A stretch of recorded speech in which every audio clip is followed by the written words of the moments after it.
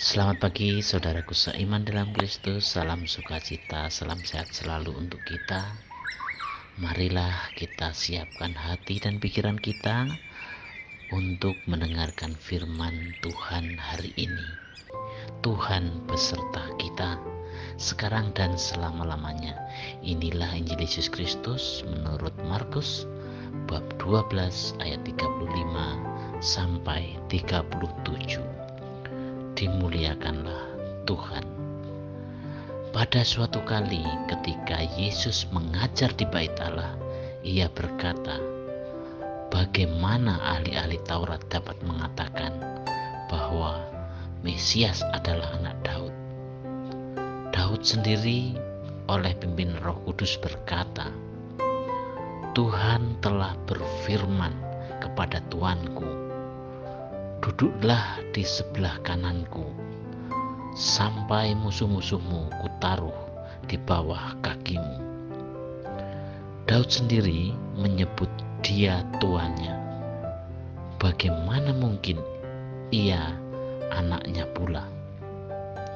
Orang banyak yang besar jumlahnya mendengar dia dengan penuh minat. Demikianlah sabda Tuhan. Terpujilah Kristus. Selamat pagi para sahabatku, sahabat suara hati, para selamarian dan para pendengar dimanapun Anda berada. Dalam bacaan Injil hari ini, pertanyaan siapa Mesias sebenarnya memang menjadi salah satu sorotan utama dalam Injil Markus. Injil Markus memang sejak awal menegaskan Yesus adalah Sang Mesias, Sang Kristus, Sang Allah. Lalu gelar anak Daud hanya muncul di dalam kisah yang diutarakan dalam kisah Bartimeus, pengemis buta bagi Yesus, dan juga dalam bacaan Injil hari ini. Wajar jika waktu itu ada sebagian orang yang menyerang status Yesus sebagai Mesias karena menganggap dirinya bukan keturunan Daud. Gugatan ini bahkan muncul di masa pelayanan Yesus, sehingga respon Yesus itu kemudian dicatat oleh Markus. Yang agak mirip dengan gugatan seperti ini adalah pemahaman bahwa Mesias memang keturunan Daud. Namun karena Mesias adalah keturunan Daud, maka ia tidak lebih tinggi dari Daud dan segala tradisi tentangnya. Kisah adegan ini dalam Injil Markus merupakan jawaban atas gugatan seperti itu. Setelah beberapa kali diserang sebelumnya, kini giliran Yesus menyerang pandangan para orang-orang yang menentang ajarannya. Para sahabatku, sahabat suara hati, rekan muda dan para pendengar dimanapun Anda berada, mengapa Yesus disebut anak Daud, bukan anak Salomo? Padahal Salomo juga raja Israel yang terkenal. Tentu ada alasan khusus mengapa Allah lebih memilih dan menetapkan Daud untuk disematkan pada sebutan namanya, sehingga sampai saat ini kita mengenal Yesus sebagai keturunan Daud. Allah pun pernah menubuatkan mengenai kelahiran Mesias yang akan berasal dari keturunan Daud, dari kisah Yesaya 11 ayat 10 dan juga Yeremia 23 ayat 5. Kehidupan Daud memang sangat spesial di hadapan Allah, sehingga dia pun pernah bersaksi bahwa Daud adalah orang yang berkenan di hatinya. Tidak banyak orang mendapat pengakuan seperti ini langsung dari Allah sendiri. Para sahabatku, sahabat suara hati, rekan muda dan para pendengar dimanapun Anda berada, poin penting yang ditekankan adalah keturunan Daud atau bukan. Yang paling penting justru posisi Mesias lebih penting dan lebih tinggi daripada Daud.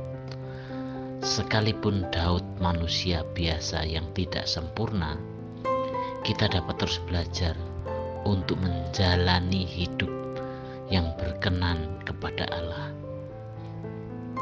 Hidup berpaut kepadanya dengan cara jujur, berani mengoreksi diri bila berbuat salah sesuai dengan firman-Nya, dan bersedia dibentuk oleh Tuhan.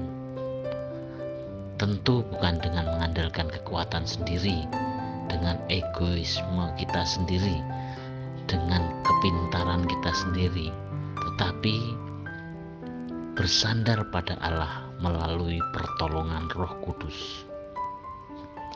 Yesus mengajak kita untuk mengandalkan Tuhan dalam segala kehidupan kita. Yesus sendiri tidak mengandalkan dirinya sendiri. Ia memang anak Daud, tapi ia bukanlah Mesias politik. Ia tidak mau mencari kekuasaan duniawi.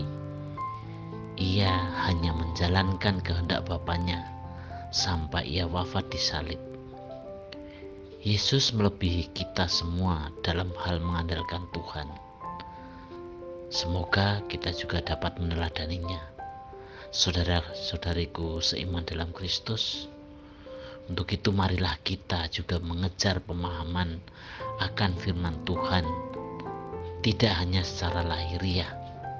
Dengan semakin banyak kita membaca Alkitab, semakin banyak kita beribadah, semakin banyak kita mengikuti pemahaman Alkitab, biarlah kita dapat memahami lebih dalam tentang kebenaran dari firman Tuhan. Bagi kita ialah mengakui Yesus sebagai Tuhan, artinya kita percaya sepenuhnya kepada Tuhan. Ia mengenal kita masing-masing dan mengasihi kita masing-masing. Kita juga harus menerima Yesus sebagai Tuhan, artinya memasuki suatu hubungan yang sungguh-sungguh pribadi dengan Dia dan menjadikan Dia sebagai titik pusat seluruh hidup kita.